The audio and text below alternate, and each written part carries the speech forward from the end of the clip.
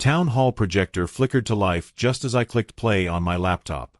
There, in 4K resolution and with surround sound accidentally enabled, was Barbara Trent, president of the Pineluff Summit HOA, dressed like a villainous park ranger, whispering to her accomplices about rezoning my land as a community meadow so they could annex it for HOA use.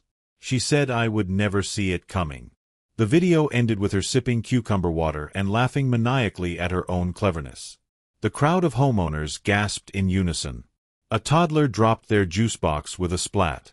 And somewhere in the back row, Barbara's husband muttered loud enough for everyone to hear that he couldn't believe what Barb had done this time.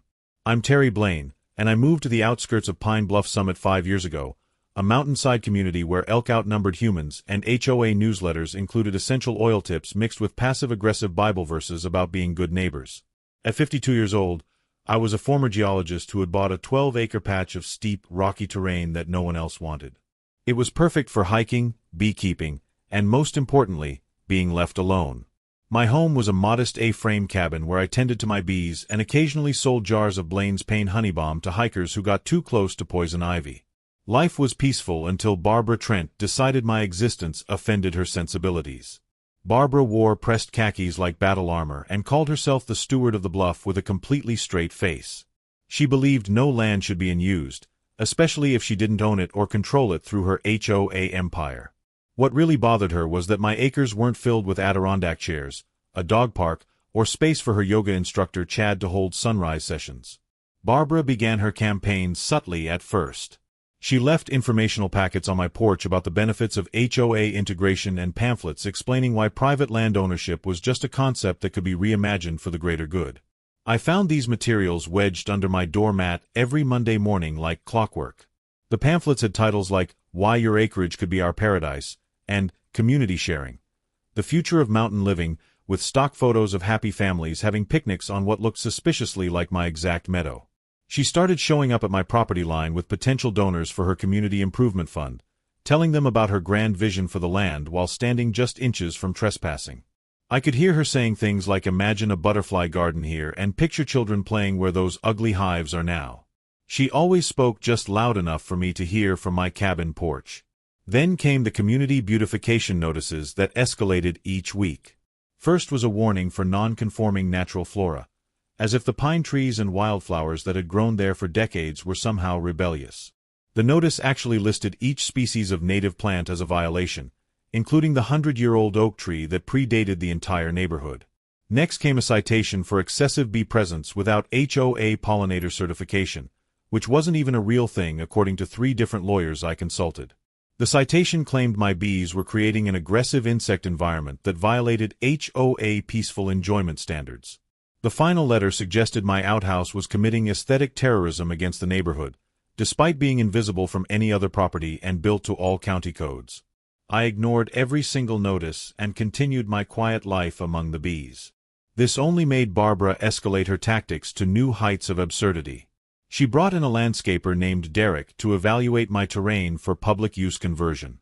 When I confronted them both standing on my property with clipboards and measuring wheels, she claimed with an innocent smile that it was just a topographic curiosity and she had always been fascinated by geology.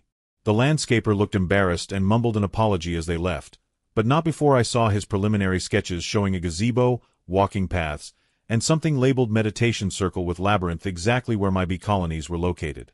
Barbara's next move was to organize community wellness walks that somehow always ended up at my property line.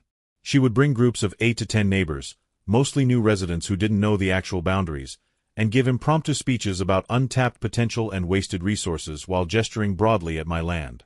She once brought a fold-out easel with architectural renderings of what she called Pineluff Summit Community Gardens and Recreation Area that encompassed my entire 12 acres plus my cabin, which had been conveniently erased from the drawings.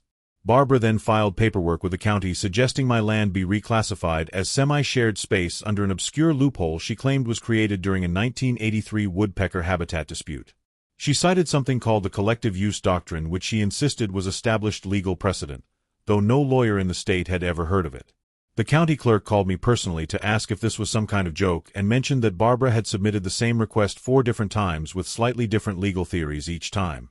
Curious and now thoroughly irritated by the constant intrusions, I installed motion-triggered cameras throughout my wooded property after finding my beehives had been tampered with overnight. Someone had tried to move them closer to the property line, presumably to create some kind of nuisance complaint. What my cameras captured over the next 2 weeks was pure HOA espionage that would make a spy novelist jealous.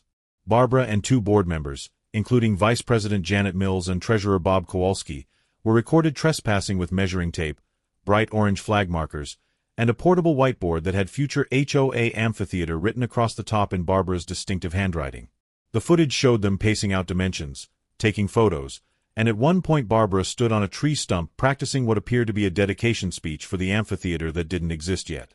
She gestured grandly to imaginary crowds and talked about bringing culture to the wilderness. Then came the final straw that broke my patience completely. I received a backdated letter from the HOA claiming my land had always been under communal oversight due to an easement from 1972 that conveniently had no supporting documentation.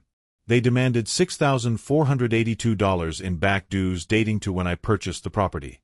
I immediately called my lawyer, Patricia Chen, who specialized in property law and had a particular disdain for HOA overreach.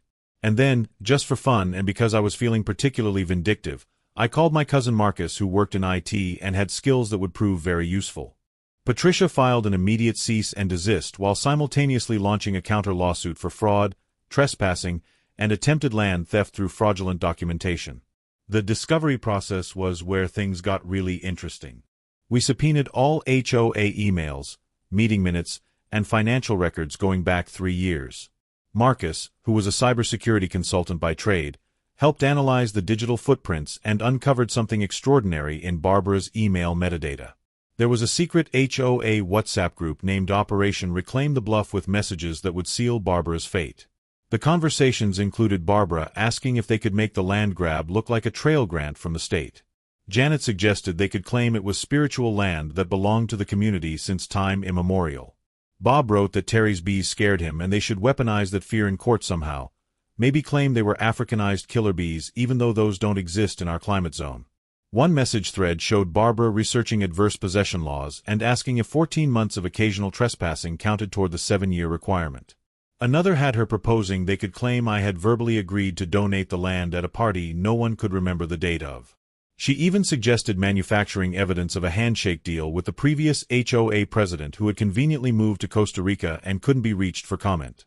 The most damaging message was Barbara outlining her entire plan to slowly encroach on my property through bureaucratic warfare until I either gave up or they found enough technical violations to force a sale. She calculated that if they issued 3 violations per week at $50 each, they could bankrupt me with fines within 6 months. She even mentioned consulting with her brother-in-law, who was a real estate developer, about the land's value once cleared, and suggested he might want to invest in the HOA's vision for a small consideration. Barbara's defense when confronted with these messages was that it was all satire and they were just joking around about neighborhood planning. The judge's expression made it clear she was not amused by this explanation.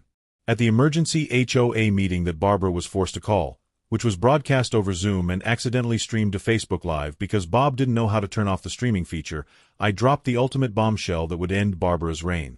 I played the drone footage my cameras had captured of Barbara on my property, standing atop that tree stump like she was giving a TED talk, practicing her land stewardship speech. In the video, she actually said the words "this will all be mine soon" while gesturing at my cabin in the distance. Barbara tried to spin it as visionary leadership and claimed she was simply imagining possibilities for community improvement. The room erupted in angry voices as homeowners realized the extent of her deception. The HOA board was disbanded mid-meeting through an emergency vote. The audience voted 43-1 to completely dissolve the entire HOA effective immediately. The one no vote was Barbara herself, who at that point had already begun stress-eating an emergency granola bar she pulled from her purse in defeat. The county ruled that my land was undeniably mine, untouchable by any HOA rules, regulations, or bizarre incantations Barbara might dream up. The property lines were resurveyed and officially recorded with explicit language preventing any future attempts at annexation. Barbara was fined $12,000 by the county for filing fraudulent documents, publicly reprimanded by the State Real Estate Commission, which suspended her realtor license for 2 years, and sentenced to 60 hours of community service maintaining the very mountain trails she had tried to steal. The judge specifically assigned her to trail maintenance on my property borders, though she would not be allowed to actually step foot on my land. When the judge read the verdict, Barbara's face went through several shades of red before settling on a purple color I didn't know human faces could achieve. She stood up, knocked over her cucumber water in the process, and stormed out of the courtroom muttering about how no one understood her vision while her husband followed behind apologizing to everyone they passed.